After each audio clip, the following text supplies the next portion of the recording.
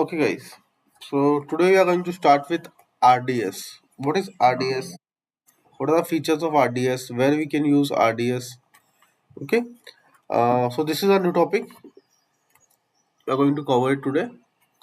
So what is RDS? RDS is a relational database. Okay. So what is multi-zine RDS? Read replica? What is non-relational database? What is data warehouse? What is OLTP and OLAP, Elastic Cache, and other things? So what is relational database? Relational database is there for very long time. Okay, to store the Tableau data. So till now we have learned about storing the data in S3. We have talked about EC2 machine where we can utilize or you can process anything. You can host any server. You can process anything. Now we are going in depth about data. So we have three categories of the data in general. One is relational database or structural data that that's come under relational database. Okay, structural data. Then we have semi-structural data that is non-relational database. Okay, then we have non-structural database. Uh, there is no structure, so we have three categories of the data: structural, semi-structural, non-structural. So if you have a structural data that is in tabular format, then we have to think about relational databases. So databases are there for a very long time. Now, why database? What is your database? To storing the structural data and process it or to get any information out of the data is quite fast in databases. You can store the file and you can fetch the information from the file. Okay, it will not, doesn't matter why the databases are created, because they are specially create type of software or you can say engine which are designed to deal with structural databases. Just like you can play or you can open anything in Chrome right now. Chrome has a feasibility, you can open anything on the Chrome, but still you use special type of software just like VLC player or antiviruses or notepad to open a specific type of file, and they are optimizing that. Similarly, database are optimized in playing with structural or tabular data. And industry, 90% of the market is working on structural databases. So things think of a traditional spreadsheet. Database is table row. So in the right side you can see a table. It has a row. The horizontal one is a row. It's information of one particular entity completely. It is one row. This is one table. To store this data, we have to go with the structural databases. So this is the detailed diagram. Okay, column. What is column? What is row? What is primary key? Unique key in the table is called generally primary key. Okay, so why Amazon? Why we have to learn about RDS? Why we have to learn about structural databases, relational databases? Because as we talked about, many companies are still working on the databases. They might have the on-premise database. If you're talking about cloud, then that company needs to migrate your application to cloud. That means Amazon has to provide some services which can handle database, right? So if you are thinking to move to AWS, then you should have some databases in the cloud. So that's where Amazon came with the relational databases with them. So with Amazon, we have seven type of databases, six type of relational databases. Okay. So in Amazon, we call relational database service or RDS. So relational database service is a managed service that make it easy to set up, operate, scale or relational databases in the cloud. It provide cost effective resizable capacity while maintaining the cost consuming database administration task, freeing you up focus on your application and data and businesses. So what are the challenges one can face while working with the database?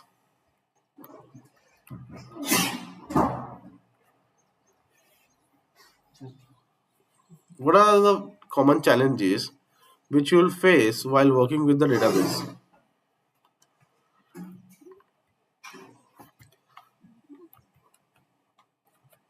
So tell me, is database is one of the important service for any customer or any organization? Yes or no? So these are the few challenges working with databases. First is system failure.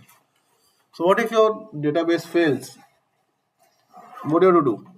If it's your on-premise, let's say you have a database on on-premise and your system fails, you have to create a backup. You have to create a primary and secondary node. If primary server goes down, it's you have to create a secondary server which will able to support that. Then system failure, system upgradation. Over a period of time, you need to upgrade your hardware. You have to upgrade your software, right? Increasing the traffic. So how can you increase the performance of your system if the number of users, number of uh, people accessing your database increases? You have to increase the server size. Next is security. You have to make sure your database is secure because it contains the user data. You have to continuously take the backup. If you are not taking the backup, you might end up losing the data. Then you have to handle the networking, you have to handle the scalability, operational maintenance. These are the challenges, common challenges faced by any organization which are maintaining the database on premise. These are the common challenges faced by any company who is creating databases on or handling databases on premise. Now, this is where Amazon comes with the cloud database, where all these operations and support are managed by Amazon. So previously there were a team of 10 people in a company who were dedicatedly assigned to manage the database. There were dedicated team in a company with at least 7 to 10 people who are just running, maintaining and doing operations of the databases to make sure that database is up and running. Now, if you're working in AWS, if you're working in cloud, this whole administrative task of creating, maintaining, and running your database is managed by Amazon. You just have to use the database. You don't have to worry about the maintenance of the database, where there were required 7 to 10 people to maintain the database. Now everything is managed by Amazon. Now, what type of database engines are provided by Amazon?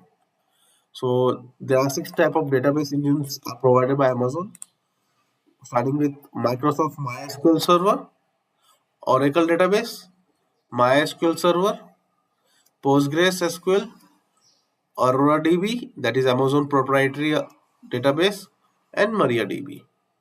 These 6 type of databases are provided by Amazon in RDS, Relational Databases. Any question on this? So we have to understand what type of databases Amazon are providing, what are the properties, how can we leverage them. But the more important thing, this all operations and support or challenges in databases which are generally faced by a client to run a database on on-premise are handled by Amazon.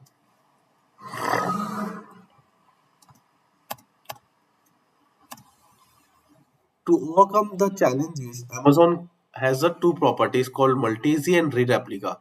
What is multi-z and what is rereplica? Multi-z is a word given where you can recover your data in the cases of disaster. So to manage the disaster means if your primary or if your database goes down, what you have to do? You have to enable multi-z. How can we enable? What is the property of multi-z? We will talk about in detail. But multi-z is for disaster recovery and to improve the performance. Amazon has given a feature called read replica. Okay, what is read replica? How can we use read replica? What are the property of read replica? We are going to learn in detail. We have a separate PPT for that. So in a overview, so if your primary, you can see below, you have a RDS instance. This is your database. Just imagine this like a EC2 machine right now. Imagine this like your EC2 machine or any machine on which a database is installed. Okay, so this is your RDS machine. What if your primary database goes down? There is no other database. So what industry had thought? Let's create an active standby. Active standby means there is a backup of your primary database, just like your captain or vice captain, president, vice president. So there is always a vice or standby system of your primary database. So this is your primary database. There will be a secondary or standby database, which is a total replica of the primary database. Total means exactly. So whatever you are doing in the primary database, it will be copied into secondary database. Now the catch is, if your primary database goes down, your system should automatically route or point towards the secondary database. Your connection should automatically route to the secondary database. That is called multi-z, or you can say failover. So that is feature is provided by Amazon. We are going to talk about that in detail. But always remember what is multi-z. If your primary instance goes down, it should be supported by secondary database in different LD zone. Okay, and read replica. What is read replica? Read replica is creating a same type of machine, same type of primary machine, okay, which has all the detail of primary database, but they are only used for reading the data. This is again a backup of your primary database, but they will not act as a primary database. They will act as a read-only database just to increase the performance. I can give an example of this, like if you remember, if you are going to railway inquiry system, if you are going to railway to book a ticket, there is a special counter just for inquiry. From there you cannot book the ticket, you can just inquire. Okay, so read replica is just to read the data. They are not used to write the data. They are replica of master data, or you can say primary database, but just to increase the performance, you just has created a same or replica copy of your primary database, and they are used for reading the data just to increase the performance of your database. Then we have no relational database. No relational database is basically a different type of database where semi-structural data is stored.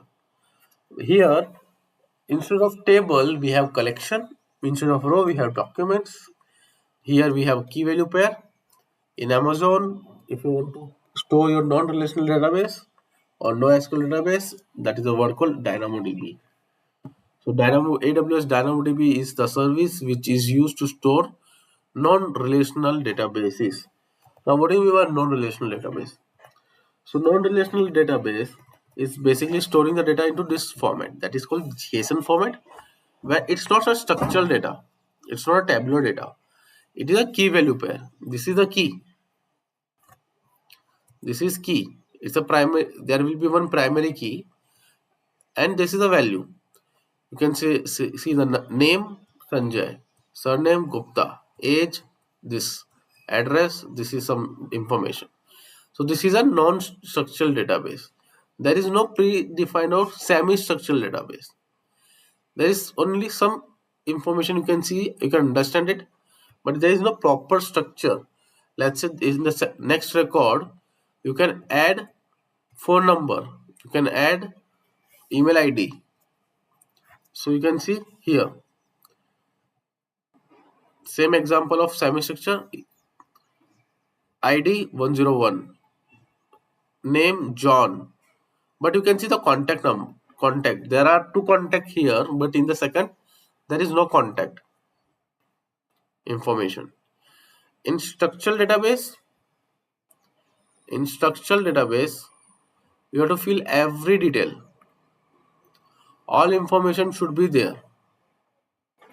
You cannot leave this thing blank, or you have to enter value as null, or you cannot create a new value. In structural database, it is tightly coupled. Each record has to be available. But in non-structural database, you have a flexibility that you don't want to pass a certain value, you don't want to pass a certain key. It is acceptable. So I will show you one small example of non-structural database. Yeah.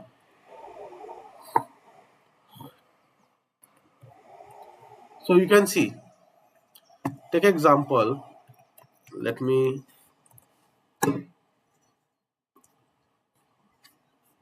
open an Excel.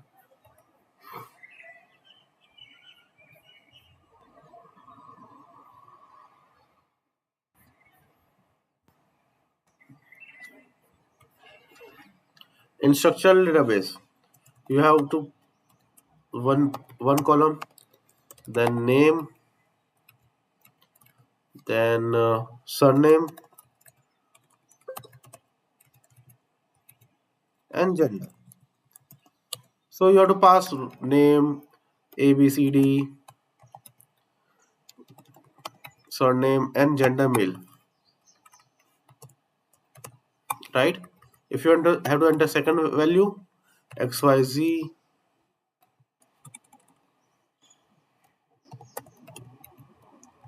male, right? Something like you have to, similar to this, you have to fill the data.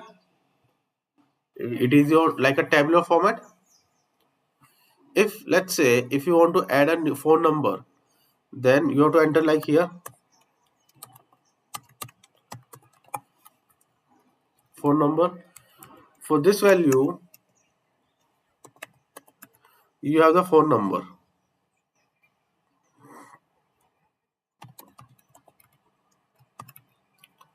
But what if for other values, previous value?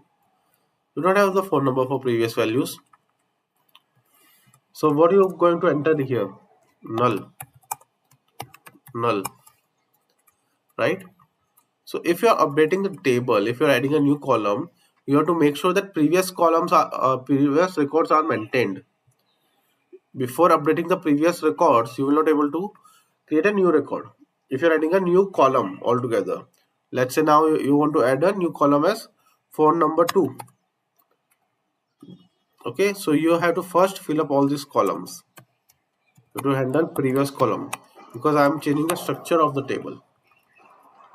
So all the columns, all the records are tightly coupled to each other in structural database.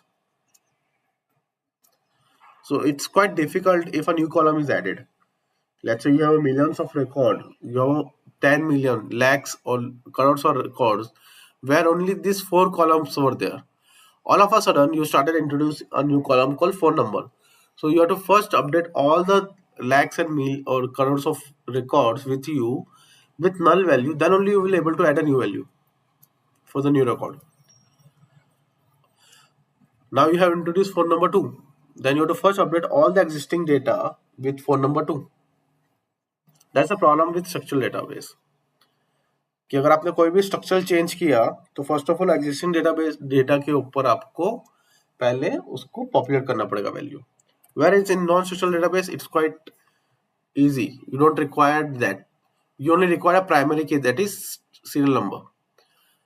ये important है. Now you can see I have created same structure: serial number, name, surname, gender. Serial number, first name, surname and gender. Now you can understand from this value. Okay, we are talking about a name and surname and a person's gender. But if you see here, I have again passed a serial number to first name, surname, and gender. Here again same value, serial number, first name, surname, and gender. Fourth value, I have passed some values. But in fifth, in serial number 10, you can say, I have not passed surname. Now from here you can understand, right? The surname is 10. Sorry, serial number is 10. First name is John. And gender is male. And if you talk about surname is not given. So instead of passing null value, instead of passing blank value, let's say here null value, you are just not passing the value at all. You don't require the value. So in semi-structural data, if you don't want to pass any record, so you don't have to populate null value. अगर आपको कोई value को populate नहीं करना, अगर आपको नहीं पास करनी कोई वैल्यू, तो उसको आप हटा ही सकते हो totally. You don't have to pass like this surname and null. Why we have to pass null? Because system को पता होना चाहिए नल. ऐसा रिक्वायरमेंट इन स्ट्रक्चरल डेटाबेस आपको खाली वैल्यू पास करनी पड़ती है. But in non structural database you don't have to pass the value at all. अगर नहीं है तो we can assume that value is not present, that is null value. Here you can see I have introduce a new record as well. अगर मैंने GST add किया है तो बाकी में ऐड करने की जरूरत नहीं है मुझे. Now here I have removed the gender. In this record, I have just passed serial number, first name and GST. Surname is not present means it is null. Gender is not present means I can pass null value. Here you can see I just have passed serial number and date. And here I just has passed the serial number. So serial number is important. That should be one primary unique key. Apart from that, all the other records are not important in non-structural database or semi-structural database. So this is a two type of databases in industry dominating right now. Structural database, which is there from very long time, and this is a semi-structural database or semi-structural data, where each record is independent of other record. Each record or each entity is independent of other records. This is called semi-structural data. Okay, you might have heard JSON in the future. So this is a JSON data structure. Now to add same thing here. You have a relational database. If you want to add a new column, you have to populate all these values. You have to handle all these blank values first. So right, let's say you have to insert null value for all the records. You have to handle this thing in structural database because structure is important there. For each record, you have to handle it. But in non-structural database, you don't have to handle anything. It is automatically understood that the value is not available. Okay, in AWS, non-structural database or NoSQL database is called as DynamoDB. We are going to learn about that in detail.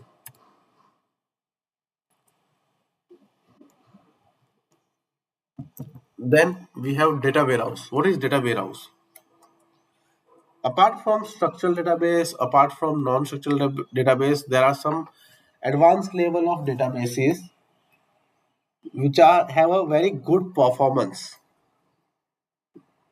Okay, it's a structural database. It's very dominant in the market. What is data warehouse?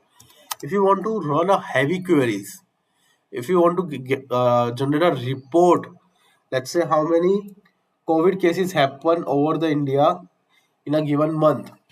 What is the stock market price of Reliance right now? What is the performance of Reliance over the 10 years? What is the climate condition in Pune for over 15 years? Okay. how Indian currency is doing in the world over the decade. So you can see the amount of data here in the given scenario. If you want to analyze, you're talking about hundreds of GBs of data just to understand the climate condition of Pune. You are not working on a single record, you are working on a group of record, right?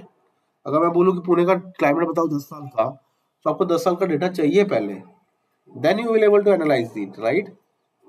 If I'm talking about stock market of Reliance over 2 decades, so you have to first get the data and you have to run that information on this huge number of records, right?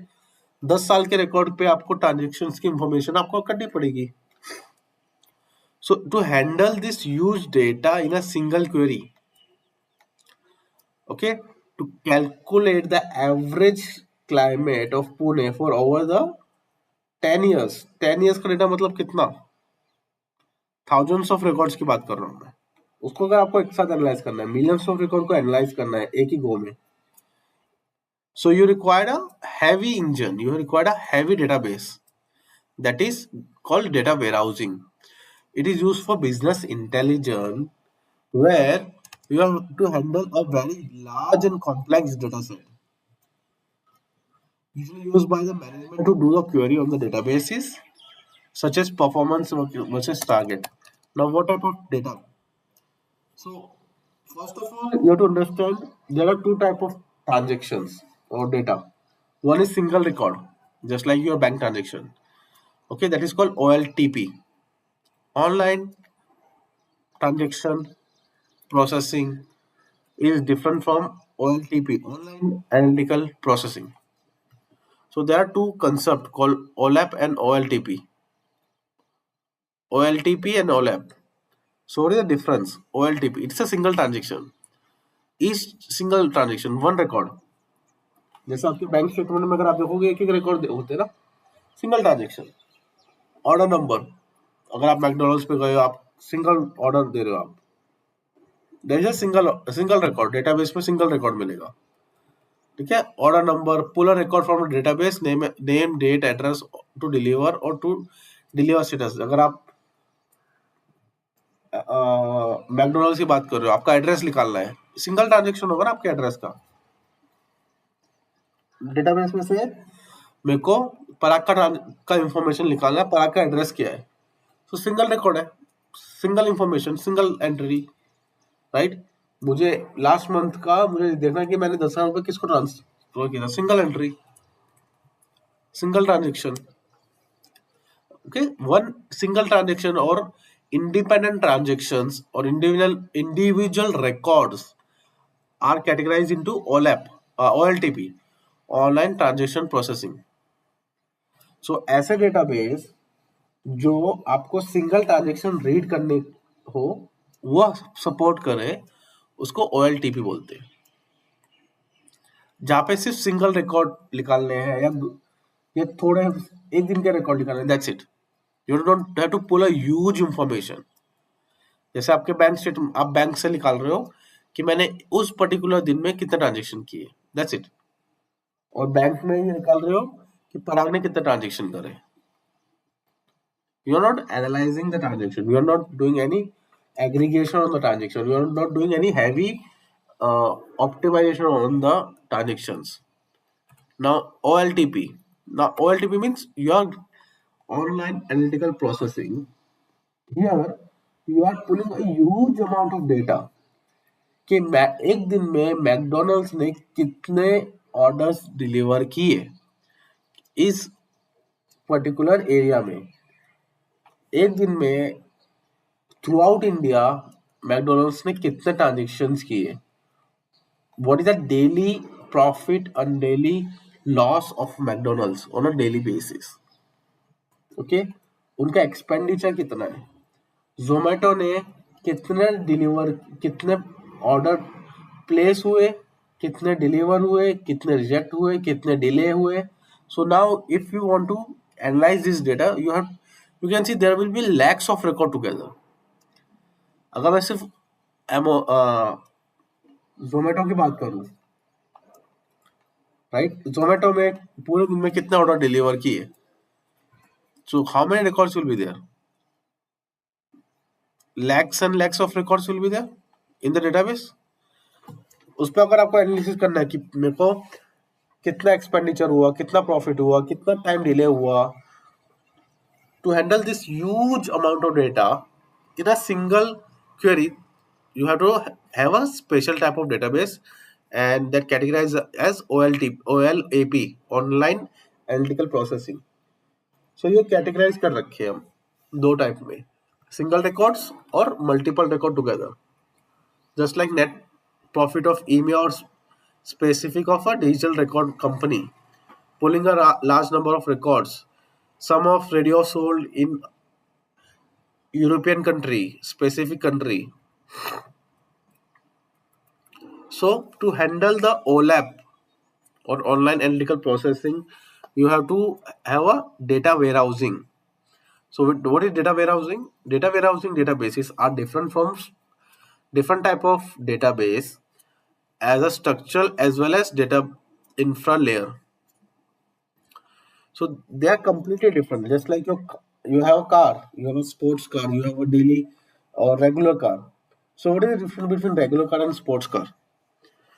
Regular car is for general purpose, for going from one point to another.